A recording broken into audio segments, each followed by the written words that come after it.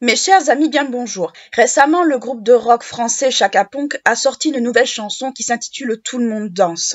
Dans cette chanson, un certain nombre de choses sont évoquées, et notamment le cas du sort de la Terre, que Samara, la chanteuse du groupe, appelle ainsi notre mère la Terre. À travers les civilisations antiques ou pas, bon nombre de divinités ont représenté cette idée, cette notion de terre mère, de terre créatrice de toutes choses. Chez les Grecs, il s'agit de la déesse Gaïa, première déesse de la mythologie grecque et incarnatrice de cette notion de création. Cette notion de mère nourricière, ou du moins de mère créatrice de toutes choses, est reprise dans la mythologie grecque et la religion grecque au travers de d'autres divinités après Gaïa, comme Héra ou Déméter par exemple. Toutes deux représentent, si on regarde bien, la création de certaines choses. Déméter, ça va être la création de tout ce qui est autour de la nature, mais tout ce qui est autour de la culture des céréales ou ce genre de choses, nous l'avions déjà abordé, comme Perséphone et bien d'autres. Mais Héra est également une déesse créatrice dans le sens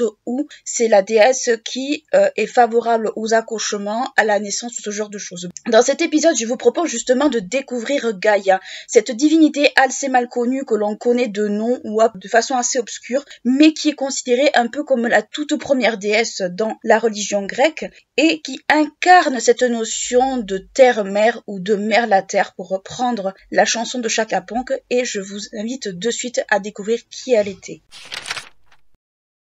Selon les auteurs grecs, Gaïa est l'entité divine la plus ancienne que l'on puisse recenser justement dans la religion grecque. Gaïa est, selon les historiens, la fille de Nyx la nuit, mais cette hypothèse est souvent peu retenue, ce qui fait qu'il y a pour conséquence une forme d'obscurantisme ou de moins d'interrogation sur les origines même de cette divinité. Toutefois, la source la plus complète qu'on peut citer concernant Gaïa est la Théogonie d'Hésiode, mais la Théogonie est une espèce de récit d'ensemble de la naissance des divinités du panthéon grec. Donc on peut quand même s'y fier pour avoir des informations de base. Dans les sources de façon générale, Gaïa est appelée Gé ou Géa ou encore Gaïa. Si vous voyez ces différents noms dans les sources, sachez qu'on a des références à Gaïa. Toutefois, même s'il n'y a pas énormément d'informations sur les origines propres de Gaïa, on peut souligner que Gaïa est née juste après Chaos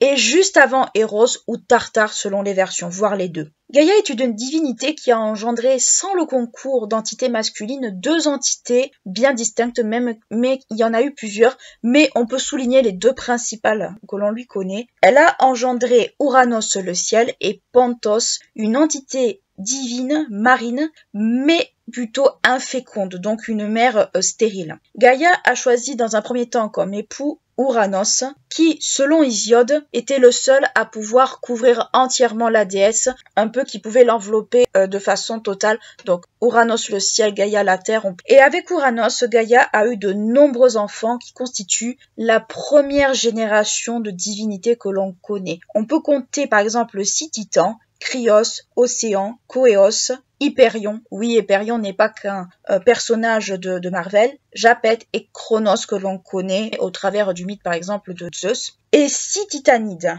Theia, Rhea, Thémis, Mnemosyre, Phoébé et Thétis. À cela, il faut ajouter d'autres créatures qui sont pas forcément des créatures divines, mais des créatures que l'on connaît. À cela, on peut ajouter 3 cyclopes, Argès, Stéropée, Brontès et des hécatonchires qui sont des créatures ou plutôt des géants à 100 bras, Kotos, Briarée et Gizès. Donc une très grande fratrie, une très grande, on va dire une très très grande famille déjà, ne serait-ce qu'avec Ouranos. Toutefois, et toujours selon Hésiode, Ouranos déteste toute cette progéniture qu'il a engendrée avec Gaïa, et plutôt que de les laisser vivre, sortir de Gaïa et de les laisser monter et vivre de leurs propres ailes, il décide tout simplement de les garder enfermés à l'intérieur de Gaïa. Cette dernière souffre énormément de cette situation et décide tout simplement de se venger. Elle et son mari par rapport à ça et elle veut se venger. Et toujours selon Hésiode, cette dernière se met en quête de fabriquer une serpe afin d'accomplir sa vengeance. Pour se venger, Gaïa va demander à l'un de ses enfants s'il y en a un qui serait prêt à assurer justement cette vengeance et ainsi libérer les frères et sœurs restés enfermés en elle. Tous se refusèrent sauf un, le plus jeune des titans, c'est-à-dire Cronos. Et la suite on la connaît plus ou moins. La vengeance de Gaïa va s'accomplir selon Hésiode lors d'une nuit lorsque Ouranos a envie d'avoir des rapports charnels avec Gaïa pour expliquer la chose d'une certaine manière. Et Cronos, embusqué non loin, voyant son père se présenter, décide de l'attraper et de l'émasculer, tout simplement avec l'aide de la serpe. Et il jette les organes génitaux de son père dans la mer inféconde. Et selon une version plus poussée encore une fois de ce mythe, de la semence d'Ouranos et de l'écume de la mer serait née Aphrodite. Donc ça c'est une version de la naissance d'Aphrodite, mais sachez que c'est la suite en fait du mythe d'Ouranos à ce moment-là. Mais il existe une autre version de cet événement. Selon l'autre version, l'attaque de Cronos serait faite au moment où Ouranos allait s'endormir. Donc dans tous les cas de figure, Ouranos finit mutilé et puis terminé. Et du sang de cette fameuse blessure, donc du sang du Ouranos émasculé, Gaïa va être fécondée à nouveau, et de cette fécondation va naître des esprits vengeurs qui vont être les Érini. Et les Érini, dans la mythologie grecque, ce sont les esprits vengeurs. Il va y avoir, encore une fois, même Ouranos étant émasculé, une fécondation de Gaïa justement par le biais de ce sang. La conséquence de cet événement est que Ouranos est détrôné au profit de son fils Cronos qui prend la tête justement du monde, de la gouvernance du monde. Toutefois, ce dernier se montre extrêmement cruel, bien plus cruel que son père, car en effet, non seulement il fait emprisonner dans le Tartare ses frères, donc les Cyclopes, etc., il les fait emprisonner. Donc ces derniers sortent du ventre de Gaïa pour être libérés, mais ils sont réexpédiés au Tartare, donc ils sont à nouveau enfermés. Et Cronos, pour ne rien arranger, a eu connaissance d'une prophétie le concernant, comme quoi l'un de ses fils à l'âge adulte le détrônerait. Donc ça peut faire écho justement à la propre histoire de Cronos aussi. Et ce dernier, ne pouvant pas le supporter, décide tout simplement de dévorer ses enfants, donc des enfants qu'il aura eu avec Rhea, afin qu'aucun d'eux ne le détrône. Donc les enfants qu'il va avaler de Rhea, ce seront des enfants qui seront à peine nés, qu'on s'entende bien. Rhea, ne supportant plus cette situation, va prendre conseil auprès de Gaïa, et Gaïa va lui proposer quelque chose, à savoir qu'à la naissance de l'enfant à naître, du dernier enfant à naître, cette dernière va lui proposer de le cacher dans une grotte en Crète, et à la place de l'enfant qui sera né, elle conseille à sa fille tout simplement de donner à Cronos une pierre, une grosse pierre enveloppée dans des langes afin que celui-ci l'avale. Ce qui va se passer, quand on connaît le mythe de la naissance de Zeus, c'est exactement ce qui va se passer. Cet enfant à naître n'est autre que Zeus, et Zeus, arrivé à l'âge adulte, va rentrer en conflit justement avec ce père tyrannique, mais Gaïa va lui donner un conseil, à savoir de libérer les Hécatonchires et les Cyclopes, donc de se créer une armée afin de combattre ce père tyrannique et de pouvoir en fait s'en débarrasser. Avec la victoire de Zeus, les Olympiens, les 6 Olympiens basiques sont libres, donc ils sont libres et ils ont été libérés de Cronos. Comment ça s'est passé? Très simple, Zeus va pousser Cronos à recracher ses frères et sœurs, donc les frères et sœurs de Zeus vont être recrachés comme ça, et à ce moment-là, la pierre qu'il avait avalée viendra aussi également. Donc après cette victoire de Zeus sur son père, après la libération de ses frères et sœurs, Cronos et les frères de Cronos, c'est-à-dire les Cyclopes et les autres, retournent au Tartare et ils y restent enfermés. Ce qui fait que Gaïa n'est pas extrêmement ravie justement de ce que Zeus a fait. Ça va lui laisser un goût très amer. À côté des enfants qu'elle aura eu avec Ouranos, et une fois libérée de ce dernier, Gaïa va avoir d'autres enfants. Elle va avoir des enfants avec Pontos, avec qui elle va mettre au monde 5 divinités marines, Nérée, Thomas, Phorcys et Ceto qu'on avait vu avec Méduse, et Eurybi. Avec Tartare, parce que Tartare est à la fois un endroit mais aussi une espèce d'entité divine, Gaïa donne naissance à Typhon et Échidna, qui, si vous vous rappelez bien, on avait abordé ces deux-là dans un épisode qui leur était consacré, et la vengeance de Gaïa envers les Olympiens va se faire par le biais de Typhon. Typhon est une créature extrêmement puissante et extrêmement forte. Ce dernier va rentrer en conflit avec les Olympiens, avec lesquels il va réussir à les garder un peu à bout de souffle ou à les tenir en échec pendant très longtemps. Donc, que ce soit avec Cronos, que ce soit avec Zeus, Gaïa, au fur et à mesure de ses vengeances et au fur et à mesure de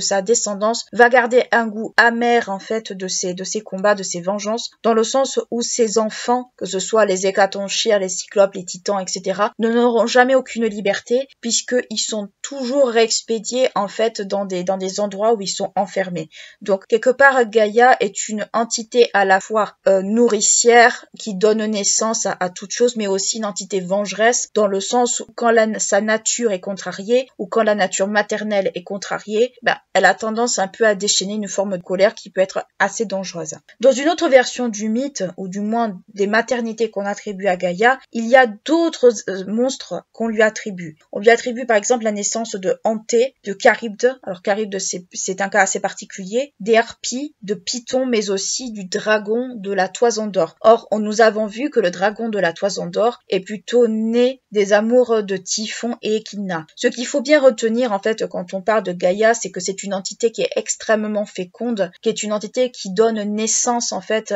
à des créatures qui sont presque la base de la mythologie grecque, qui sont des créatures qui vont donner naissance à des divinités à la fois secondaires mais aussi primaires, Cronos étant une divinité à proprement parler, qui va donner naissance à une seconde génération de divinités que sont les Olympiens. Et elle est justement, si on voulait voir un peu les choses d'une certaine manière, à l'origine de la nature, mais aussi à l'origine de la croyance des Grecs de l'époque. Donc Gaïa a un peu une fonction peut-être à la fois nature et civilisatrice, si on veut peut-être pousser l'explication un peu loin d'une certaine façon. Elle a un côté à la fois dangereux dans le sens où les progénitures qu'elle met au monde sont des créatures parfois infernales, parfois féroces, mais aussi c'est une divinité qui cherche à instaurer un ordre établi, à savoir une forme de hiérarchie, une forme d'autorité, mais d'autorité juste, en plaçant ses enfants d'une certaine manière ou ses petits-enfants à la tête du monde. Et c'est ce qui fait que Gaïa est une entité qui est assez complexe justement dès les mythes dans la mythologie.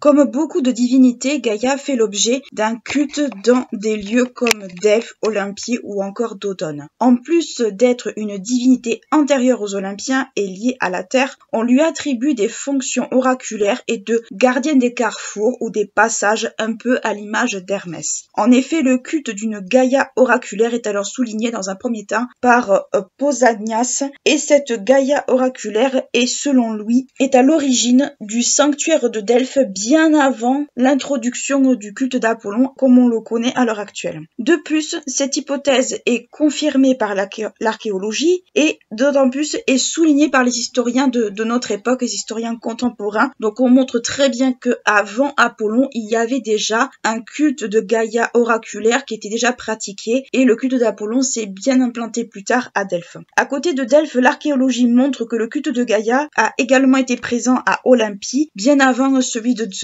Donc Gaïa a été vénérée comme certains du Chronien bien avant les dieux olympiens. Et cela est bien entendu confirmé par l'archéologie et les textes, ainsi que de nombreuses autres sources qui font l'objet justement de ces études. Toutefois, malgré cette vaste implantation dans des centres culturels bien spécifiques, son culte s'amoindrit au fil du temps et au fil des époques en Grèce. Mais elle est toujours présente, mais de façon différente chez les humains, et elle est associée notamment comme Héra et Aphrodite et d'autres déesses à ce moment-là au mariage, mais plus comme prophétesse, à l'image justement encore une fois de cette image de déesse oraculaire qu'on lui attribue. À côté de cette fonction oraculaire dont on vient de parler, Gaïa est également associée quelque part à certains aspects monstrueux de la condition humaine et notamment par la terre, par cette figure de la terre qu'elle incarne. En effet, certains historiens mettent en avant un aspect peu connu de Gaïa et qu'on ne soupçonne pas forcément forcément, qui est un aspect de gardien entre le monde des vivants et le monde des morts, ou plus entre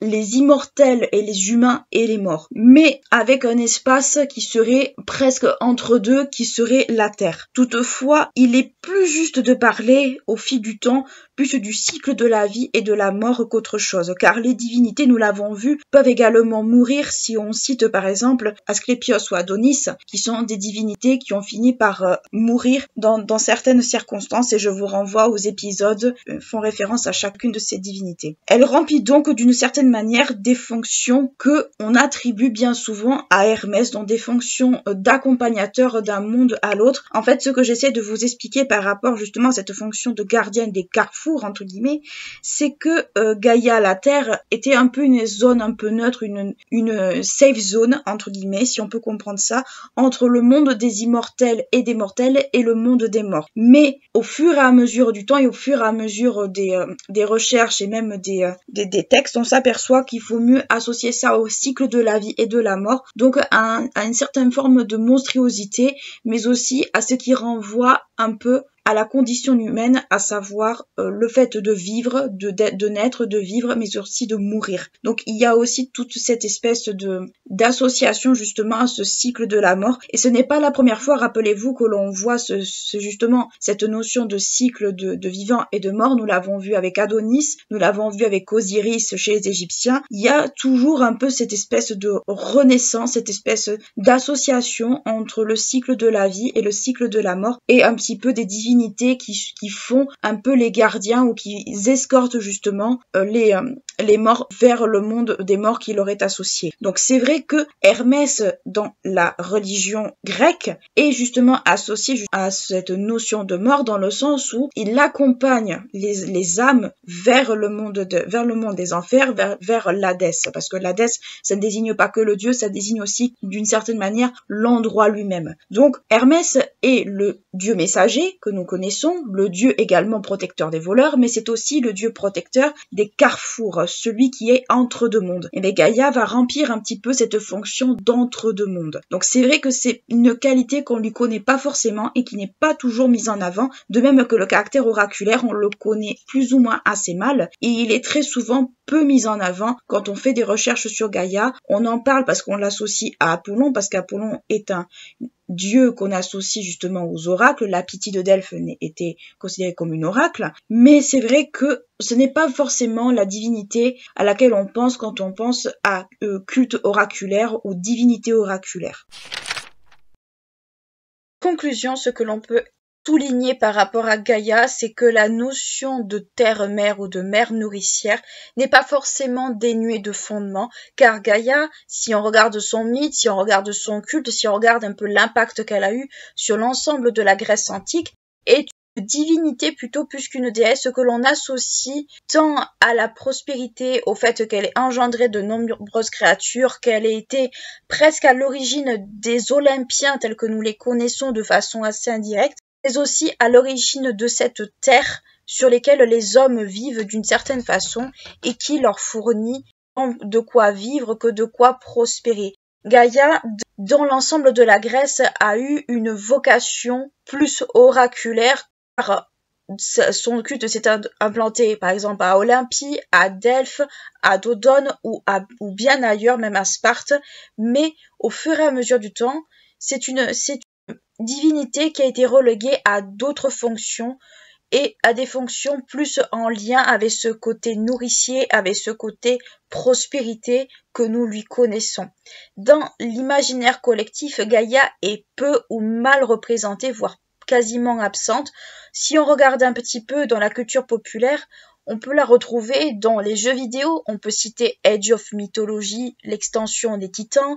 On peut la retrouver également dans le jeu vidéo Hades.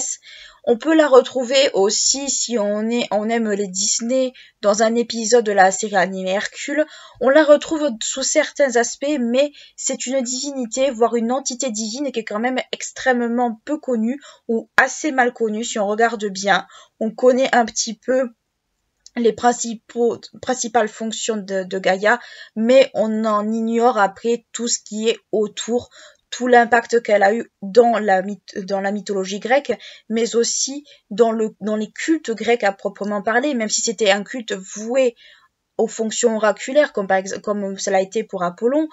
Elle fait partie de ces premières divinités qui ont été vénérées, qui ont fait l'objet de cultes, mais qu'on a mis un peu de côté au fur et à mesure du temps, mais qui a continué quand même à être présente, car on continuait à la vénérer, mais d'une autre manière. C'est une divinité que l'on relie souvent à la terre, et c'est pour cela que je tenais à faire cet épisode, car on parle beaucoup d'écologie, on parle beaucoup de Gaïa comme la mère nourricière, la déesse de la terre, mais c'est vrai que l'écologie, et ça pour moi c'est quelque chose quand même qui est très important, c'est vrai que on a un écosystème qui est qui est quand même assez mal en point, on a tout un tas de choses qui fait que maintenant on est amené à se poser des questions, à savoir l'impact de l'humain sur la planète au fur et à mesure du temps et pour les générations à suivre. Et c'est vrai que cette chanson de Chaka Ponk pose un petit peu le pied dans le plat justement sur cette question. Qu'est-ce qu'on est en train de faire justement à cette planète sur laquelle nous vivons? Qu'est-ce qu'on va laisser? Toute la pollution que nous faisons, tout un tas de questionnements qui ne sont pas illégitimes de se poser. Alors je ne suis pas là pour faire un discours écologiste comme pourraient le faire certains politiciens.